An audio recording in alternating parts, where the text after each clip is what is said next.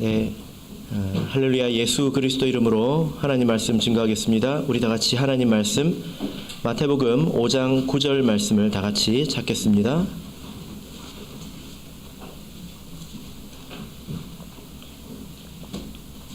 하나님 말씀 마태복음 5장 9절 말씀을 우리 같이 읽도록 하겠습니다. 9절 시작. 화평케 하는 자는 복이 있나니 저희가 하나님의 아들이라 일컬음을 받을 것이며. 아멘. 네, 오늘 이 시간은 화평케 하는 자가 복이 있다라는 제목으로 하나님 말씀을 증거하겠습니다. 우리가 사는 지금 이 세상을 보면 마치 거대한 싸움터 같습니다. 그래서 이 세상 곳곳에서 크고 작은 싸움과 다툼이 끊이지 않고 있는 것 같습니다. 예전에 우리 부산교회 복천동에 있었을 때 그 앞에 파출소가 있지 않았습니까? 어느 날 영은회가 있었는데 그 강사님이 아침에 오셨는데 눈이 퀭해가지고 오셨더라고요. 그래서 어찌 그런가 하고 이렇게 여쭤봤더니 밤새 잠을 못 주무셨대요. 왜 못 주무셨을까요? 파출소에서 어떤 사람이 밤새도록 난동을 부려가지고 소리가 얼마나 큰지 그게 막 소리가 울려가지고 거기에 들린 거예요. 그래서 밤에 잠을 못 주무셨다고 그렇게 이야기를 했습니다. 그래서 우리가 잠든 중에도 육수는 끓고 있는 것이 아니라 우리가 모르는 중에도 어딘가 이런 싸움이 있는 것 같습니다. 그리고 나라와 나라 사이의 이 전쟁도 끊이지 않고 있지 않습니까? 우리 인류가 역사를 기록한 것이 약 3,500년 정도 된다고 합니다. 그보다 더 역사는 길지만 기록으로 남아 있는 것이 3,500년 정도 된다고 하는데요. 그 가운데서 전쟁이 없었던 것으로 기록된 것은 한 270년 정도에 지나지 않는다고 합니다. 물론 이것도 정확한지는 모르겠습니다. 어떤 학자의 조사인데요. 그러니까 우리 인류가 살아오는 중에 전쟁이 없었던 적이 별로 없었다라는 건 아니겠습니까? 지금도 러시아와 또 우크라이나가 전쟁을 하고 있죠. 빨리 끝났으면 좋겠는데요. 뿐만이 아니라 이렇게 총, 칼을 들고 싸우는 이 싸움뿐만이 아니라 총성 없는 전쟁도 이 세상에는 아주 많이 있다고 생각이 됩니다. 멀리 갈 필요도 없지 않습니까? 여러분의 가정과 이곳저곳에도 여러 가지 다툼이 많이 있을 수 있습니다. 이런 세상에서 화평을 만들어내는 사람에게 복이 있다. 이것이 오늘 말씀의 내용입니다. 우리 지금 산상수훈을 보고 있지 않습니까? 산상수훈에 기록된 또 복에 관한 말씀을 보고 있는데 기억이 나실런지 모르겠습니다. 여러분, 행운과 복의 차이점을 기억하십니까? 행운과 복은 완전히 다르죠. 행운은 모호합니다. 어디서 어떻게 우리에게 오는지 알지 못하지만 복은 우리에게 어떻게 오는지 아주 명확하죠. 그것을 꼭 기억하시길 바랍니다. 그래서 5장 3절부터 이어지는 이 복에 관한 말씀을 먼저 우리가 조금 되새겨 본다면 심령이 가난한 자에게 복이 있죠. 그죠? 스스로 가난하다고 여기는 사람이 천국 안으로 들어오게 됩니다. 하나님 나라 안으로 들어오게 됩니다. 그런 사람들이 하나님을 가까이 하면 먼저 자기 자신에 대해서 애통하게 되죠. 내가 이런 사람이구나. 이것을 알게 되고 애통하게 됩니다. 그렇게 애통하는 사람에게 하나님 말씀이 진실하게 위로가 됩니다. 하나님 말씀이 왜 위로가 되지 않습니까? 애통함이 없기 때문이죠. 그죠? 자기 자신에 대해서 애통한 사람들은 비로소 온유할 수 있습니다. 왜냐하면 자기의 미천을 알기 때문에 다른 사람들에게 성질낼 자격이 없다는 것을 알기 때문이죠. 그래서 온유하게 되는 것입니다. 온유한 사람들이 신앙 안에서 제대로 설 수 있습니다. 사람이 온유하지 못하면요, 넘어질 일들이 많이 생깁니다. 이곳에 가도 넘어질 일이 생기고 저곳에 가도 넘어질 일이 생깁니다. 넘어지면 성장할 수가 없죠. 신앙이 도태되게 됩니다. 넘어지지 않고 계속 먹고 마셔야 성장이 되겠죠. 여러분, 생존하는 것과 성장하는 것은 아주 다릅니다. 아이들이 키가 크려면 얼마나 먹어야 됩니까? 예. 그러잖아요. 목구멍까지 차야 된다고. 예. 목구멍까지 차야 애들이 키가 크거든요. 클 때는. 그렇잖아요. 우리가 믿음 안에서 성장하려면 배가 불러야 합니다. 예. 근데 넘어질 일이 많은 사람들은 배부를 일이 없지요. 그죠? 이렇게 우리가 배가 불러서 영육간에 채워지고 나면 그제서야 우리 성장의 열매가 나타나게 되는데, 그 성장의 열매가 무엇일까요? 마음이 청결한 것입니다. 지식이 많아지고 뭐 능력이 많아지고 이런 것은 부수적인 것이고요. 성장하면 성장할수록 마음이 깨끗해집니다. 그런 사람들은 하나님께서 우리와 함께 계시는 것을 보게 됩니다. 이렇게 하나님께서 우리와 함께 계시는 것을 보는 사람들이 마지막에 힘써야 될 것이 무엇일까요? 오늘 말씀이죠. 무엇에 힘써야 될까요? 화평을 이루는 것에 힘쓰게 됩니다. 이것이 그 다음에 있는 말씀이라는 것입니다. 그들에게 주어지는 이 복을 먼저 살펴보도록 하겠습니다. 화평한 자들에게는 어떤 복이 주어집니까? 예, 여기 이 말씀을 보니까 하나님의 아들이라 일컬음을 받을 것이며 라고 기록이 되어 있습니다. 근데 여러분, 이 말씀은 이 하나님의 아들이라고 불리우게 될 것이다, 이 말씀은 이 복으로 보자면 복 가운데서는 마지막 복이에요. 보통 이 내용을 팔복이라고 하지 않습니까? 팔복. 중국 사람들이 만들어낸 표현입니다. 중국 사람들이 팔을 좋아하거든요. 동그라미가 많잖아요. 그런데 실제로 세보면 9개거든요. 그래서 팔복이 아니라 뭐 구복이라고 해야 되는데, 이 말씀을 그냥 우리가 팔복이라고 부르는 것도 나쁘진 않은 것 같습니다. 근데 이 화평케 하는 자는 순서로 따지자면 7번째입니다. 근데 복으로 보자면 이제 마지막이라고 할 수 있습니다. 3절에서 첫 번째 복이 천국은 저희 것이다, 이렇게 말씀을 하고 있는데, 10절을 보시면 8번째가 무엇을 말하고 있습니까? 8번째 복이 뭐죠? 예, 천국이 저희 것입니다, 이렇게 말씀을 하고 있죠. 그죠? 9번째는 비교적 특별한 내용이기 때문에 또 이것이 8번째와 연결되어 있기 때문에 그것은 다음 시간에 말씀을 드리겠습니다. 시작과 끝에 천국이 저희 것이다 라고 기록이 되어 있는데, 이것이 마치 괄호처럼 앞에서 열고 뒤에서 닫고 하고 있습니다. 천국이 저희 것임이라. 그래서 이 말씀은 모든 복은 다 천국 안에서 주어진다는 것입니다. 천국 안에서 이 모든 복이 있죠. 천국 밖에는 복이 없습니다.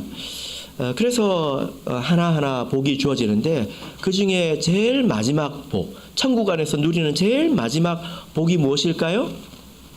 하나님의 아들이라고 불리우게 된다라는 것입니다. 그럼 이 뜻이 무엇인지 우리가 먼저 살펴봐야 될 텐데, 하나님의 아들이라는 이 표현을 우리가 성경에서 찾아보면 51번 나옵니다. 그래서 그 구절을 모두 읽어보면 거의 대부분 95% 예수님을 말합니다. 예수님이 하나님 아들이다, 이렇게 표현이 되어 있습니다. 그런데 우리는 사실은 알고 있죠. 우리가 세례를 통해서 하나님의 자녀가 되는 것을 우리가 이미 알고 있지 않습니까? 자, 갈라디아서 3장 26절을 보겠습니다. 갈라디아서 3장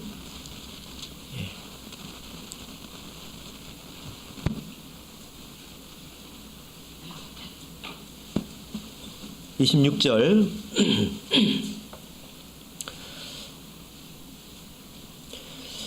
자, 갈라디아서 3장 26절 읽겠습니다. 시작. 너희가 다 믿음으로 말미암아 그리스도 예수 안에서 하나님의 아들이 되었으니. 믿음으로 말미암아 하나님의 아들이 되었다. 사실 이것은 27절에서 그리스도와 합하여 세례를 받은 자는 그리스도로 옷 입었다, 믿음으로 세례를 받고 하나님 안으로 들어오는 것을 말씀하고 있는 것입니다. 그래서 우리는 하나님의 아들이죠. 이 말은 세례를 받았느냐라는 뜻입니다. 그런데 천국 안에 있는 사람들은 다 하나님의 아들이에요. 하나님의 나라 안에 있는 사람들은 다 하나님의 아들입니다. 그러면 이 하나님의 아들이라고 불리울 것이다. 이것은 또 어떤 내용일까요? 이것은 조금 다른 내용입니다. 하나님의 아들이지만 하나님의 아들로 불리울 것이다. 이것은 이제 최종적이고 끝에 관한 것이지요. 우리가 지금 하나님의 아들인 것만으로 만족을 해서는 안 되겠지요. 최후까지 끝까지 하나님의 아들이 되어야 되지 않겠습니까? 자, 하나님의 아들이라는 뜻은 이런 의미가 있는데요. 자, 누가복음 15장 19절을 보겠습니다. 누가복음 15장 19절입니다.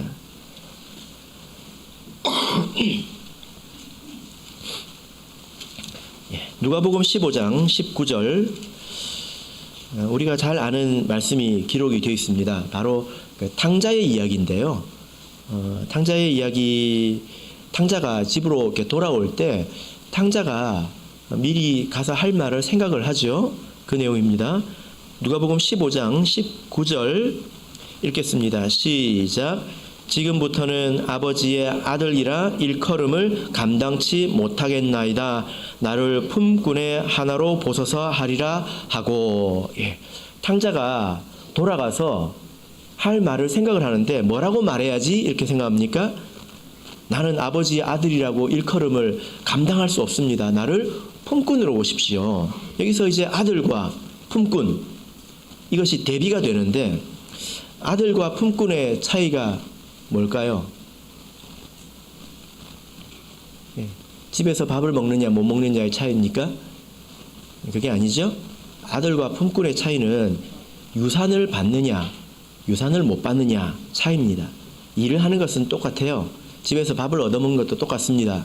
그러나 품꾼이 아무리 잘생기고 그리고 아무리 일을 잘해도 그 품꾼에게 유산을 주지는 않습니다. 이것은 여러분들께서 상식적으로 아실 거예요. 옛날 조선시대 부잣집에 아들이 아주 멍청하고 못생긴 아들이 있었는데 그 집 노예는 노비가 아주 똑똑하고 잘생기고 키도 훤칠했습니다. 그럼 유산을 누구한테 줄까요? 잘생긴 놈한테 줘야죠. 맞습니까? 아니죠. 아들한테 주는 것입니다. 그래서 이게 탕자는 자기가 가서 밥은 먹어야 되겠는데 아들이라고 내가 불리우는 것은 감당치 못한다 라고 말을 한 것입니다. 왜 그럴까요? 이유가 있죠. 미리 땡겨서 썼지 않습니까? 아버지, 나에게 줄 유산이 있다면 미리 나에게 주십시오. 이렇게 말을 했던 것입니다. 자, 여러분, 그러면 하나님의 아들이 하나님 아버지에게서 받을 유산은 무엇일까요? 누가복음 20장을 보겠습니다. 누가복음 20장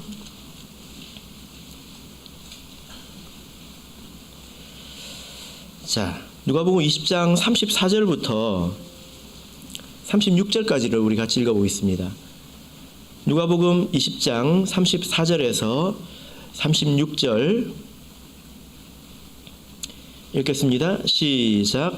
예수께서 이르시되 이 세상의 자녀들은 장가도 가고 시집도 가되 저 세상과 및 죽은 자 가운데서 부활함을 얻기에 합당히 여김을 입은 자들은 장가가고 시집가는 일이 없으며 저희는 다시 죽을 수도 없나니 이는 천사와 동등이요 부활의 자녀로서 하나님의 자녀임이니라. 여기 보면 하나님의 자녀라고 나와 있는데 원문을 보면 하나님의 아들입니다. 하나님의 아들입니다. 여기 보면 죽은 자 가운데서 살아나는 것, 부활에 대해서 이야기를 하고 있는데 여기 보면 그들은 부활의 자녀로서 하나님의 자녀이다 이렇게 말씀하고 있습니다. 하나님의 아들은 부활의 자녀라는 것입니다. 이렇게 말씀을 하고 있죠. 그래서 하나님의 아들로 불리운다라고 하는 것은 최종적인 구원, 부활, 영생에 이르는 것을 말합니다. 이것이 천국 안에서 우리가 누리게 되는 최종적인 복이죠. 여러분 한번 생각해 보십시오. 이 천국의 복에서 만약에 이 말씀이 없다면 앞에 있는 것을 다 누리는데 이것을 누리지 못한다면 모든 것이 의미가 없잖아요. 하나님으로 인해서 배부르고 또 위로받고 그리고 하나님께서 이 지상의 천국에서 우리와 함께 하신다는 것을 풍성히 느끼고 살아가는데 결국에 천국은 못 갔다. 이 의미가 없지 않습니까? 그죠? 그래서 이 천국 안에서 누리게 되는 최종적인 복은 저기 낙원에 저 천국의 영생에 들어가게 되는 것을 말합니다. 이것이 가장 중요한 복이죠. 결과적인 복인 것입니다. 요한계시록 안에도 복이 있습니다. 계시록 안에도 7개의 복이 있는데요. 마지막 복이 무엇일까요?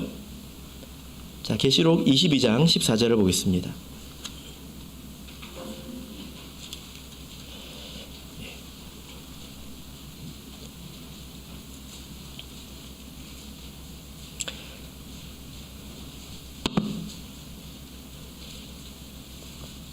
요한계시록 22장 14절. 자, 우리 같이 읽겠습니다. 시작. 그 두루마기를 빠는 자들은 복이 있으니 이는 저희가 생명나무에 나아가며 문들을 통하여 성에 들어갈 권세를 얻으려 함이로다. 예. 자, 여기서 두루마기를 빠는 자들이 복이 있죠. 이것은 세례를 말하는 것이 아니라 자기를 정결하게 하는 것을 말합니다.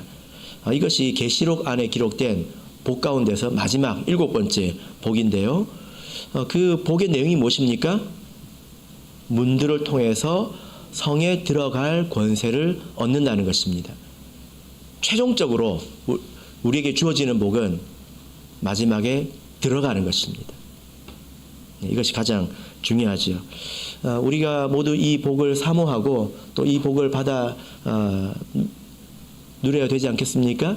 그래서 우리가 지금 이렇게 신앙생활을 하는 것은 모두 이 복을 향해서 가는 것입니다. 그래서 저와 여러분께서 마지막에 이 최종적인 복 안으로 들어가게 되시기를 예수 그리스도의 이름으로 축복합니다. 그러면 우리가 나는 어떻게 잘 얻어 걸리려나 하고 생각하면 안 되겠지요. 그것은 행운입니다. 천국에 들어가는 것은 로또 복권이 아니에요. 로또 복권은 누가 어떻게 걸릴지 아무도 모르고 얻어 걸리는 거지 않습니까? 그거는 행운이죠. 천국에 들어가는 것은 행운이 아니라 복입니다. 복이라고 하는 것은 아주 명확한 것이거든요. 어떻게 하는 사람이 이렇게 영생에 들어가게 됩니까? 오늘 말씀이죠. 어떤 사람입니까? 예, 화평케 하는 자, 화평을 이루는 자, 피스메이커입니다. 그러면 우리가 한번 생각해 보지요.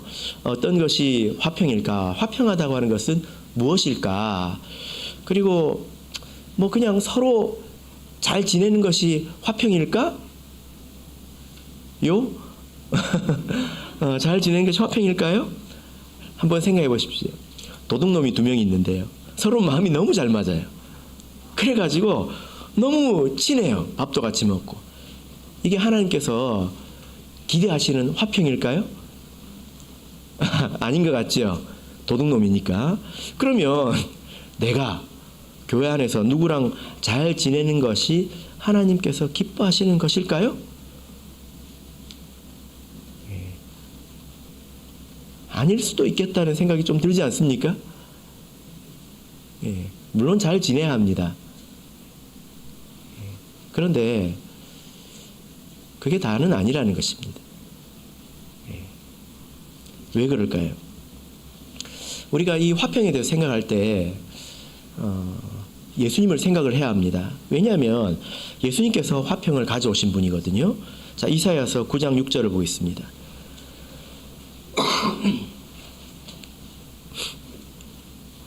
이사야서 9장 6절입니다.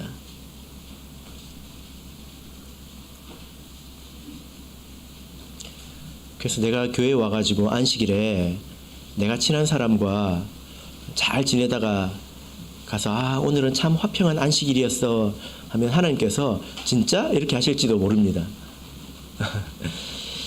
이사야서 9장 6절 같이 읽겠습니다. 시작.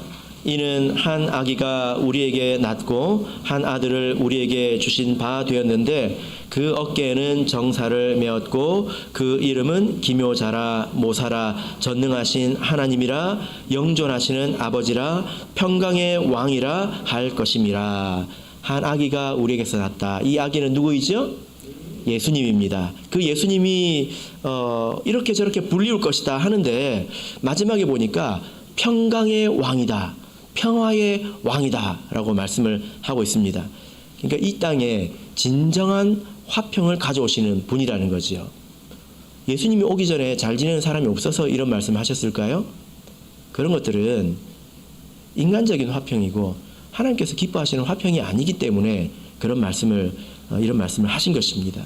그러면 예수님께서 이 땅에 가져오시는 화평이 무엇인지 이것을 우리가 살펴봐야 되겠죠. 자, 우리 에베소서 2장을 보겠습니다. 에베소서 2장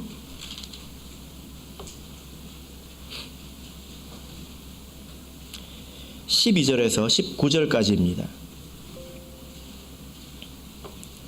예수님께서 가져오신 화평은 이런 것입니다. 에베소서 2장 12절에서 19절 제가 읽겠습니다. 여러분께서는 뜻을 생각하시면서 마음으로 읽어주시기 바랍니다. 12절. 그때에 너희는 그리스도 밖에 있었고 이스라엘 나라 밖의 사람이라 약속의 언약들에 대하여 외인이요 세상에서 소망이 없고 하나님도 없는 자이더니 이제는 전에 멀리 있던 너희가 그리스도 예수 안에서 그리스도의 피로 가까워졌느니라. 그는 우리의 화평이신지라. 둘로 하나를 만드사 중간에 막힌 담을 허시고 원수된 것 곧 의문에 속한 계명의 율법을 자기 육체로 폐하셨으니 이는 이 둘로 자기의 안에서 한 세 사람을 지어 화평하게 하시고 또 십자가로 이 둘을 한 몸으로 하나님과 화목하게 하려 하심이라. 원수된 것을 십자가로 소멸하시고 또 오셔서 먼 데 있는 너희에게 평안을 전하고 가까운 데 있는 자들에게 평안을 전하셨으니 이는 저로 말미암아 우리 둘이 한 성령 안에서 아버지께 나아감을 얻게 하려 하심이라. 그러므로 이제부터 너희가 외인도 아니요 손도 아니요 오직 성도들과 동일한 시민이요 하나님의 권속이라. 예. 자, 조금 길죠. 지금 예수님께서 가져오신 화평은 절대로 가까워질 수 없는 이 유대인들과 이방인의 화평이었습니다. 이것을 통해서 예수님께서 가져오신 화평을 생각해 볼 수 있는데 어떤 사람이 취미생활이 비슷해가지고 마음이 맞아가지고 화평한 것이 예수님께서 가져오신 화평이 아닙니다. 야, 나 커피 좋아하는데 너도 커피 좋아해? 야, 우리 잘 맞네? 이렇게 잘 지내는 것. 야, 너 빨간색 좋아해? 나도 빨간색 좋아하는데? 이렇게 화평한 것. 예. 이건 끼리끼리 뭉치는 거죠. 예. 하나님께서 미워하시는 것입니다. 예수님께서 가져오신 화평은 가까이 할 수 있는 이유가 전혀 없는 사람들이 가까이 하게 되는 거예요. 어떻게 가까이 하게 됩니까? 예. 16절을 보시면 십자가로 이 둘을 한 몸으로 하나님과 화목하게 하려 하심이라 라고 말씀하고 있습니다. 예수님께서 가져오신 화평은 뭐냐면은 자, 이 사람과 이 사람이 서로 안 친해요. 원수지간이에요. 근데 이 사람이 하나님과 가까워졌어요. 하나님과. 근데 이 사람도 하나님과 가까워졌어요. 둘 다 하나님과 가까워졌습니다. 그 결과가 뭐죠? 이 두 사람이 같이 있게 된 것이지 않습니까? 그죠?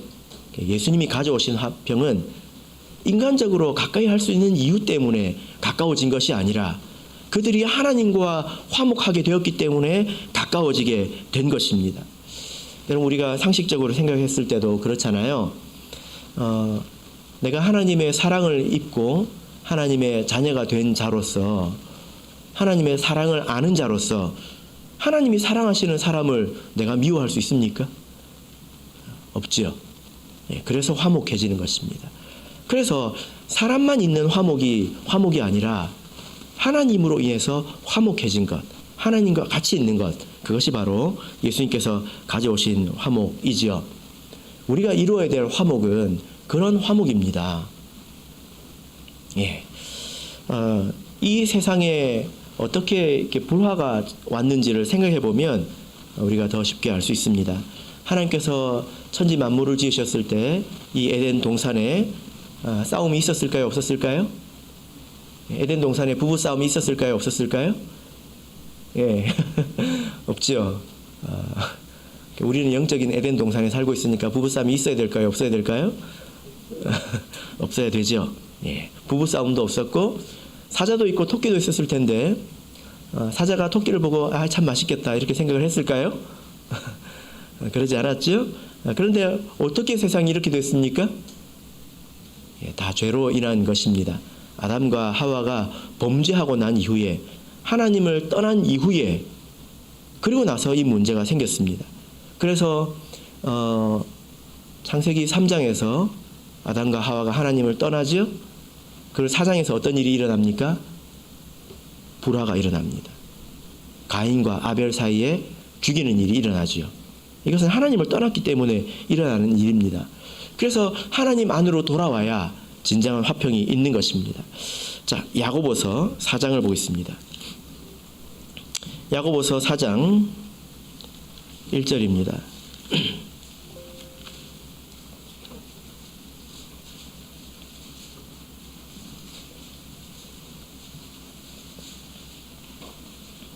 야고보서 4장 1절. 자, 우리 같이 읽겠습니다. 시작. 너희 중에 싸움이 어디로 다툼이 어디로 쫓아나느뇨? 너희 지체 중에 싸우는 정욕으로 쫓아난 것이 아니냐? 예, 여기서 너희는 성도들을 말합니다. 성도들 가운데 뭐가 있다는 거예요? 싸움이 있다는 거죠. 다툼이 있습니다. 그 화평이 없는 거죠. 이게 어디서 왔느냐? 이 에덴 동산에, 이 영적인 에덴 동산에 이 다툼이 어디서 온 것이냐에 대해서 말씀하고 있습니다. 어디서 왔다고 말하고 있습니까? 예, 정욕에서 나온 것 아니냐라는 것입니다. 예, 그죠? 그래서 하나님의 나라에도 다툼이 있을 수 있는데 사람에게 욕심이 있다면 그 욕심으로 인해서 다툼이 생기게 되는 것입니다. 언제나 이것은 진리이지요. 그래서 우리가 화평케 하는 자를 생각해 볼 때 무엇이 화평케 하는 자일까요? 누가 화평케 하는 자일까요? 화목하게 하는 자, 어떤 사람을 말할까요? 어떤 사람을 먼저 하나님과 가깝게 만드는 것입니다. 그게 뭐죠? 전도하는 것입니다. 전도하는 거예요.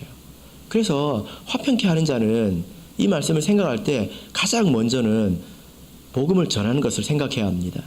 고린도 후서 5장을 보겠습니다. 고린도 후서 5장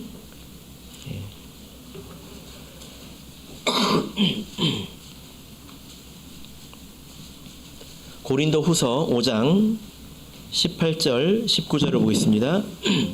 자, 여기서 보면 복음을 전하는 직책 그리고 복음의 말씀을 다르게 표현하고 있습니다. 고린도 후서 5장 18절 19절 우리 같이 읽겠습니다. 시작. 모든 것이 하나님께로 났으니 저가 그리스도로 말미암아 우리를 자기와 화목하게 하시고 또 우리에게 화목하게 하는 직책을 주셨으니 이는 하나님께서 그리스도 안에 계시사 세상을 자기와 화목하게 하시며 저희의 죄를 저에게 돌리지 아니하시고 화목하게 하는 말씀을 우리에게 부탁하셨느니라. 예. 자, 여기 보면 어떤 단어가 많이 나옵니까? 화목이죠. 예. 화목해 하는 직책은 무엇입니까? 예. 복음을 전해서 그 사람이 죄사함을 받아서 하나님과 가까워지게 하는 것. 원래 하나님과 원수가 되었는데 하나님과 가까워지도록 하는 이 일, 이게 복음 전파라는 것입니다. 예. 그래서 복음이 화목해 하는 말씀입니다. 복음을 전하는 것은 화목해 하는 직책입니다. 여러분 기억하시죠? 하나님께서 다니엘에게 많은 사람을 옳은 대로 돌아오게 하는 자는 하늘에서 별과 같이 빛날 것이다 라고 말씀하셨습니다. 그 사람이 하늘에 있게 된다는 거죠. 그죠? 예. 그래서 우리가 신앙생활을 할 때 최종적으로는 복음을 전하는 것에 이르러야 합니다. 예. 어떤 분이 이렇게 생각을 했대요. 자기가 일평생 신앙생활을 이렇게 안 빠지고 했는데 마지막에 제일 마음에 걸리는 것이 자기는 한 사람도 전도하지 못했다는 것입니다. 그 전도를 안 한 건 아니에요. 전도를 했지만 내가 복음을 전한 사람이 지금 믿음 안에 남아있는 사람이 한 사람도 없다는 것입니다. 이것이 마음에 걸리더랍니다. 네, 여러분은 어떠십니까? 우리가 화목해하는 이 말씀을 전해야지요. 그것이 바로 화평을 이루는 것입니다. 그러면 그 사람들이 비로소 화목하게 될 수 있는 이제 준비가 된 것입니다. 멀리 있는 사람들이 이제 화목하게 될 준비가 된 것입니다. 우리가 그 사실 뭐 저와 여러분 또 우리 서로가 다 그런 관계잖아요. 믿음이 아니었으면 만날 일이 없는 그런 사람들 관계이지 않습니까? 그죠? 예, 그렇습니다. 그러나 우리가 믿음으로 인해서 한 곳에 있게 되었고 서로 이제 사랑하는 관계에 이르게 되었습니다. 특히 우리가 외국에 나가면 이런 것들을 많이 느끼죠. 예, 요즘에 코로나 때문에 외국 손님도 잘 못 오고 또 외국에 나가는 일도 좀 힘들어졌는데요. 최근에 천안교회에 그 인도네시아 우리 참예수교회 자매 두 분이 천안에 있는 학교로 유학을 왔습니다. 예. 우리 성도들이 어떻게 했을까요? 오기 전부터 온다는 것을 알고 준비를 하더라고요. 그래서 어떻게 할 것인가, 그리고 그 사람들이 한국어를 아직 못하는데 설교는 어떻게 듣게 할 것인가, 이걸 굉장히 설레는 마음으로 준비를 하고 또 받아들이고 이렇게 보살펴 주는 것을 봤습니다. 이것이 화목해 된 것이죠. 그죠? 예. 그래서 화평케 하는 자는 복음을 전하는 것입니다. 그리고 그 안에 형제 자매 사이에서 하나 되기를 힘쓰는 자, 이것이 바로 화평케 하는 자입니다. 에베소서 4장 3절을 보겠습니다. 에베소서 4장 3절입니다. 자, 그러니까 우리가 열심히 복음을 전해야 되겠죠? 예, 세상에 아무리 착한 사람도 거듭나지 않은 사람들은 아직은 하나님과 좋은 관계가 아니잖아요. 그죠?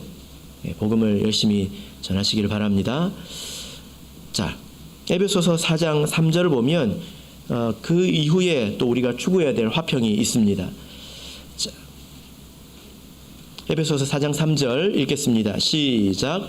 평안에 매는 줄로 성령에 하나 되게 하신 것을 힘써 지키라. 예. 하나님께서 우리를 복음으로 하나 되게 하셨습니다. 그래서 평화가 있게 됐죠. 그것을 어떻게 하라고요? 힘써 지키라. 이렇게 말씀을 하고 있습니다. 그러니까 이 화평은 깨어지기가 쉽다라는 것입니다. 그냥 이 신앙 안의 화평이 그냥 유지가 되는 게 아니라 힘써 지켜야 지켜지는 것이다 라는 거죠. 내가 힘을 쓰지 않으면 이건 지켜지는 게 아니라는 것입니다. 가정에서도 그렇지 않습니까? 여러분 집에서 아이들을 키울 때 보면 한 부모 밑에서 태어난 아이들이 더 싸워요. 남보다 더 싸워요. 친구들하고는 도리어 관계가 좋은데 어떻게 된 일이 한 부모의 자식들이 더 싸웁니다. 그런 일이 있을 수 있죠. 그죠? 여러분들의 집은 안 그런가요? 예. 그래서 곰곰이 보면 싸울 이유가 없는데 또 보면 싸울 이유가 또 많습니다. 싸울 이유가 없는 게 맞을까요? 싸울 이유가 많은 게 맞을까요? 도대체 뭐가 맞는 것일까요? 그러나 대체적으로 아이들이 성숙하고 나면 다툼이 없어지죠. 교회 안에서도 마찬가지입니다. 세상에 있는 사람들과는 도리어 잘 지내고 싸울 일이 없지만 믿음 안에서 싸울 일이 또 많이 생기기도 하지요. 다툴 일이 많이 생기기도 합니다. 여기 대해서는 구체적으로 제가 말씀드리지 않아도 여러분들께서 아실 겁니다. 같이 지내다 보면 그런 일들이 많이 생기죠. 그래서 우리가 그 가운데서 하나 되기를 힘써야 합니다. 어떻게 우리가 해야 그것을 지킬 수 있겠습니까? 다 자기를 죽여야 합니다. 다 자기를 죽여야지 내 말이 옳다, 내 생각이 옳다, 그래도 내 말이 옳다 이렇게 하면 지켜지겠습니까?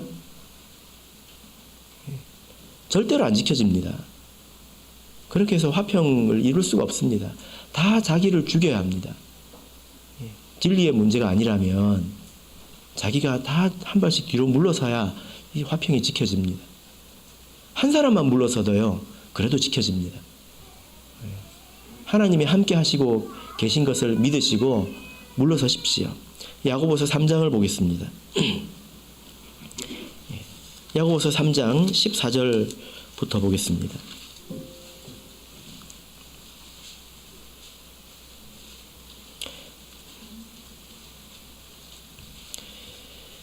(14절부터) (15절까지) (16절까지) 읽겠습니다. 시작.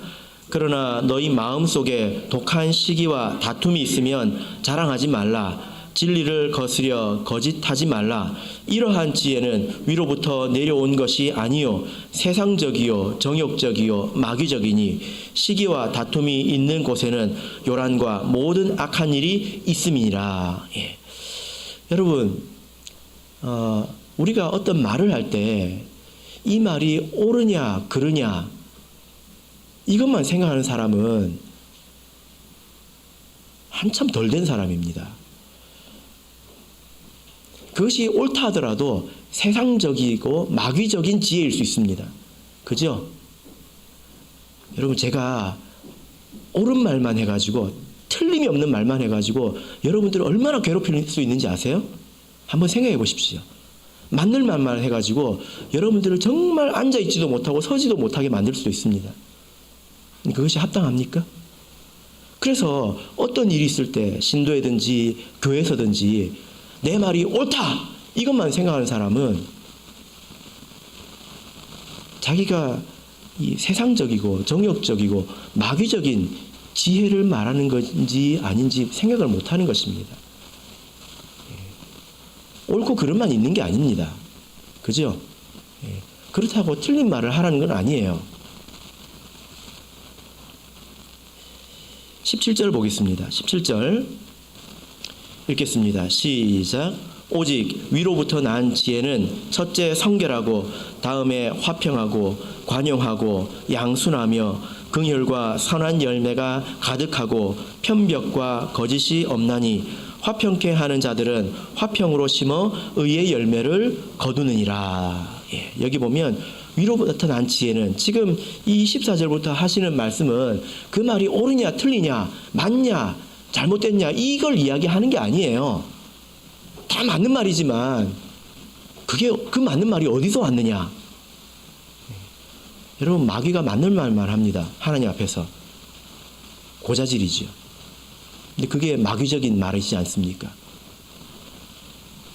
그래서 마귀가 중상모략하는 자, 이간질하는 자이지 않습니까? 이간질이 맞는 말이에요? 틀린 말이에요? 말은 맞죠. 쟤가 이렇게 말했다? 그 사실이죠. 그러나 그 말을 왜 하냐는 거예요. 그게 마귀적인 말이라는 것입니다. 그래서 옳으냐 그르냐를 넘어서서 내 말이 먼저 성결하냐, 그리고 화평을 만들어내느냐, 그리고 관용하는 말이냐, 착하고 불쌍히 여기는 말이냐, 선한 열매가 가득하냐, 치우침이 없느냐, 거짓이 없느냐, 이것을 생각해야 합니다. 그렇게 할 때 화평을 이루게내고 그 화평 안에서 무엇이 생깁니까? 의의 열매를 거둔다는 것입니다. 여러분, 우리 교회가 더 일어나려면요, 화평을 지킬 수 있어야 합니다. 화평해야 그 안에서 의의 열매가 일어납니다. 그래서 내가 말을 할 때 이 말이 옳으냐 그르냐 그것만을 생각하지 마시고요, 이 말이 어떤 말이냐, 어디서 온 말이냐, 이것을 생각하신다면 우리가 화평을 이루는데 더욱더 유익할 것이라고 생각이 됩니다. 우리가 다윗을 배워야죠. 그죠? 다윗이 이런 일이 있었습니다. 그가 예루살렘 성에서 쫓겨서 도망갈 때 시므이라고 하는 사람이 일어나가지고 다윗을 욕했죠. 아주 심하게 욕했습니다. 꺼져라 이 살인자야, 이 망나니야, 이 불안당 같은 놈아. 그랬습니다. 그래서 다윗의 그 신복이 뭐라고 했습니까? 왕이시여, 칼 한 번이면 됩니다. 갈까요? 했습니다. 다윗이 뭐라고 했습니까?